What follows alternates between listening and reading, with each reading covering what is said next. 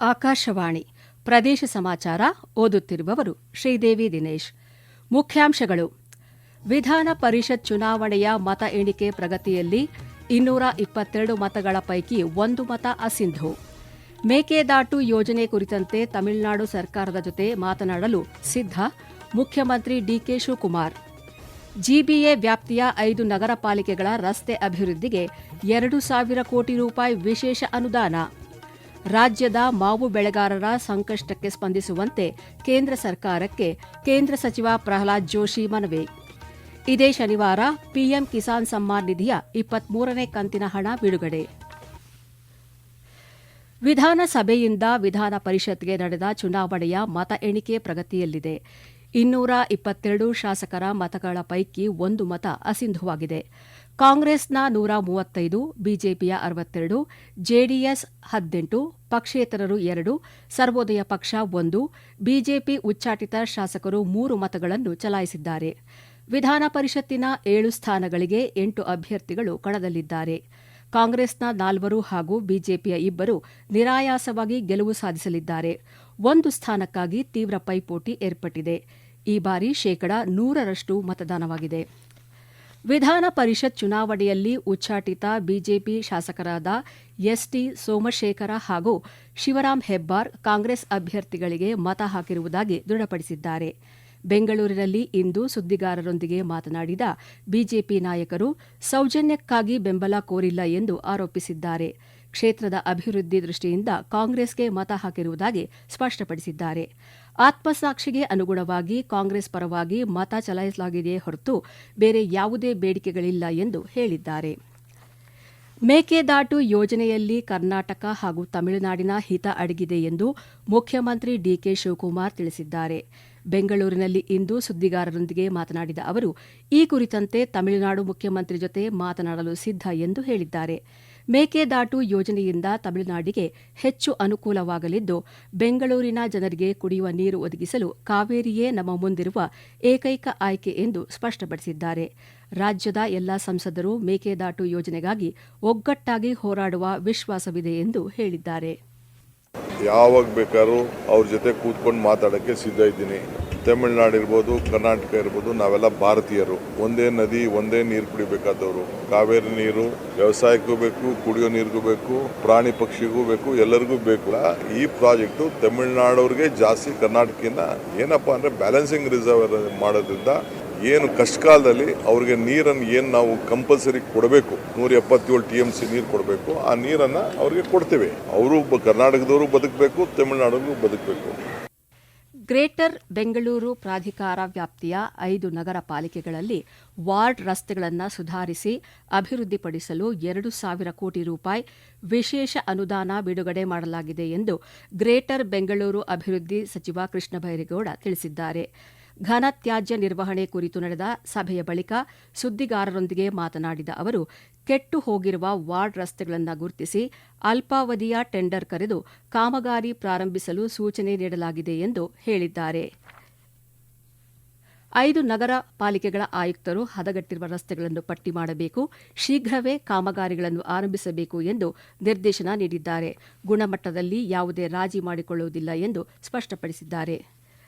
ರಾಜ್ಯದ ಮಾವು ಬೆಳೆಗಾರರ ಹಿತರಕ್ಷಣೆಗಾಗಿ ಈ ವರ್ಷವೂ ಬೆಲೆ ಕೊರತೆ ಪಾವತಿ ಯೋಜನೆ ಮೂಲಕ ನೆರವಾಗುವಂತೆ ಕೇಂದ್ರ ಆಹಾರ ಮತ್ತು ನಾಗರಿಕ ಸರಬರಾಜು ಸಚಿವ ಪ್ರಹ್ಲಾದ್ ಜೋಶಿ ಕೇಂದ್ರ ಕೃಷಿ ಸಚಿವರನ್ನು ಒತ್ತಾಯಿಸಿದ್ದಾರೆ.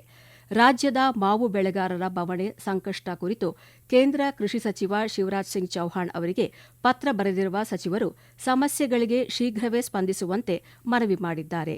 ಕರ್ನಾಟಕದಲ್ಲಿ ಹವಾಮಾನ ವೈಪರೀತ್ಯ ಮತ್ತು ಮಾರುಕಟ್ಟೆಯಲ್ಲಿ ಬೆಲೆ ಕುಸಿತದಿಂದ ಮಾವು ಬೆಳೆಗಾರರು ತೀವ್ರ ಸಂಕಷ್ಟ ಎದುರಿಸುತ್ತಿದ್ದಾರೆ.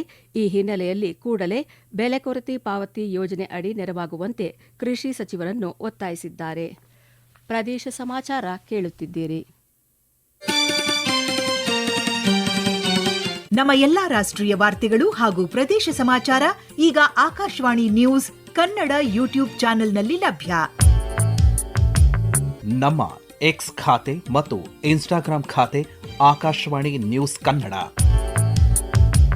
ಹೆಚ್ಚಿನ ಮಾಹಿತಿಗಾಗಿ ನಮ್ಮ ಫೇಸ್ಬುಕ್ ಖಾತೆ AIR ಕನ್ನಡ ನ್ಯೂಸ್ ಅನುಸರಿಸಿ. ಮಾಹಿತಿಯ ಹೂರಣ ವಾರದ ಕಾರ್ಯಕ್ರಮ ಪ್ರಚಲಿತ ವಿದ್ಯಮಾನ ಪ್ರತಿ ಬುಧವಾರ 9:15ಕ್ಕೆ.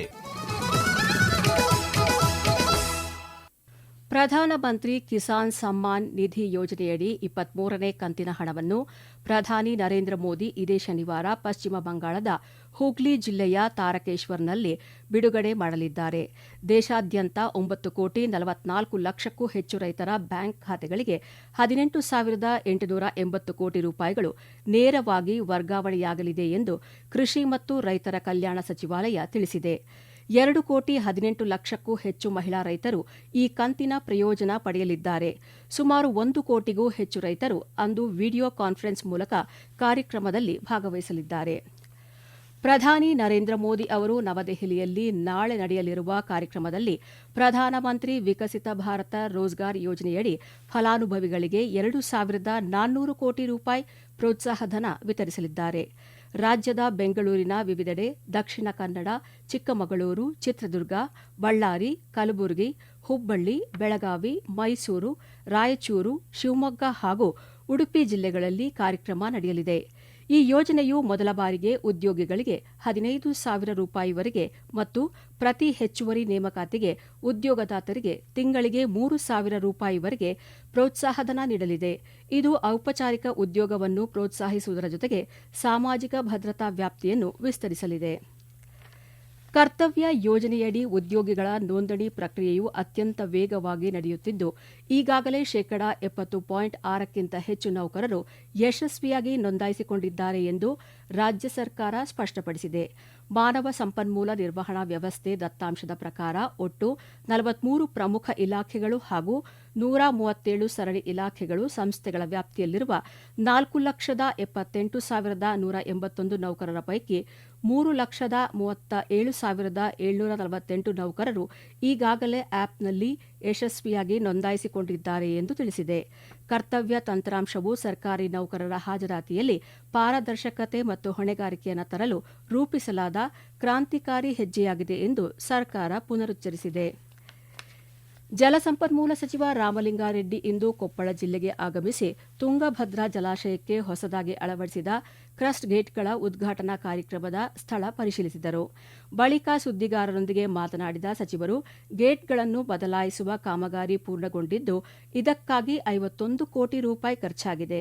ಈ ಗೇಟ್ಗಳು 55ರಿಂದ 60 ವರ್ಷಗಳವರೆಗೆ ಬಾಳಿಕೆ ಬರಲಿವೆ ಎಂದು ತಿಳಿಸಿದರು. ನೂತನ ಗೇಟ್ಗಳ ಲೋಕಾರ್ಪಣೆ ಸಮಾರಂಭಕ್ಕೆ ಕೇಂದ್ರ ಜಲಸಂಪನ್ಮೂಲ ಸಚಿವರು, ತೆಲಂಗಾಣ ಮತ್ತು ಆಂಧ್ರ ರಾಜ್ಯಗಳ ಮುಖ್ಯಮಂತ್ರಿಗಳು, ಸಚಿವರು, ಶಾಸಕರು ಆಗಮಿಸಲಿದ್ದಾರೆ ಎಂದು ಮಾಹಿತಿ ನೀಡಿದರು. ಶಾಸನಬದ್ಧ ನಿಯಮಗಳನ್ನು ಅಳವಡಿಸಿಕೊಂಡು ಕನ್ನಡ ಚಿತ್ರರಂಗದ ಬೆಳವಣಿಗೆಗೆ ಪ್ರಯತ್ನಿಸಬೇಕು ಎಂದು ಹಿರಿಯ ಚಿತ್ರ ನಿರ್ದೇಶಕ ಟಿಎಸ್ ನಾಗಾಭರಣ ಅಭಿಪ್ರಾಯಪಟ್ಟಿದ್ದಾರೆ. ಬೆಂಗಳೂರಿನಲ್ಲಿ ಚಿತ್ರೋದ್ಯಮಿಗಳೊಂದಿಗೆ ಸಂವಾದ ಕಾರ್ಯಕ್ರಮದಲ್ಲಿ ಮಾತನಾಡಿದ ಅವರು, ಮೂಕರು ಹಾಗೂ ಕಿವುಡರಿಗೆ ಅನೇಕ ಸೌಕರ್ಯಗಳನ್ನು ಸಿನಿಮಾ ಹಾಗೂ ಸಿನಿಮಾ ಮಂದಿರಗಳು ಅಳವಡಿಸಿಕೊಳ್ಳಬೇಕು ಎಂದು ಹೇಳಿದ್ದಾರೆ. ಈಗ ಸಂಕ್ಷಿಪ್ತ ಸುದ್ದಿಗಳು. ರೋಗಿಗಳ ಆರೋಗ್ಯದ ತುರ್ತು ಪರಿಸ್ಥಿತಿ ಗಮನದಲ್ಲಿ ಇಟ್ಟುಕೊಂಡು ಎಲ್ಲಾ ವೈದ್ಯಕೀಯ ವರದಿಗಳನ್ನು ವಿಳಂಬವಿಲ್ಲದೆ ನೀಡಬೇಕು ಎಂದು ಜಿಲ್ಲಾಧಿಕಾರಿ ಡಾ ಕುಮಾರ ಮಂಡ್ಯ ವೈದ್ಯಕೀಯ ವಿಜ್ಞಾನಗಳ ಸಂಸ್ಥೆಯಲ್ಲಿ ನಡೆದ ಪ್ರಗತಿ ಪರಿಶೀಲನಾ ಸಭೆಯಲ್ಲಿ ಕಟ್ಟುನಿಟ್ಟಿನ ಸೂಚನೆ ನೀಡಿದ್ದಾರೆ. ಬೆಂಗಳೂರು ಗ್ರಾಮಾಂತರ ಜಿಲ್ಲೆ ನೆಲಮಂಗಲ ಸಮೀಪದ ದಾಸನಪುರದಲ್ಲಿ ವೈದ್ಯರ ಸಲಹೆ ಇಲ್ಲದೆ ಔಷಧಿ ಮಾರಾಟ ಮಾಡುತ್ತಿದ್ದ ಖಾಸಗಿ ಮೆಡಿಕಲ್ ಶಾಪ್ ಪರವಾನಗಿ ರದ್ದುಪಡಿಸಲಾಗಿದೆ ಎಂದು ಸಹಾಯಕ ಔಷಧ ನಿಯಂತ್ರಕರು ತಿಳಿಸಿದ್ದಾರೆ. ಕೊನೆಯಲ್ಲಿ ಮತ್ತೊಮ್ಮೆ ಮುಖ್ಯಾಂಶಗಳು.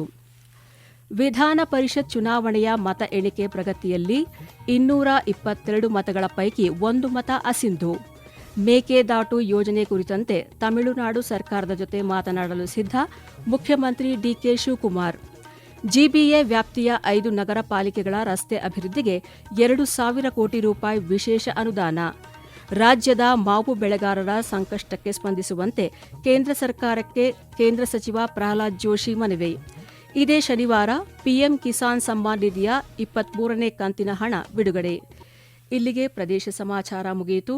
ನಮ್ಮ ಮುಂದಿನ ವಾರ್ತಾ ಪ್ರಸಾರ ರಾತ್ರಿ 7:35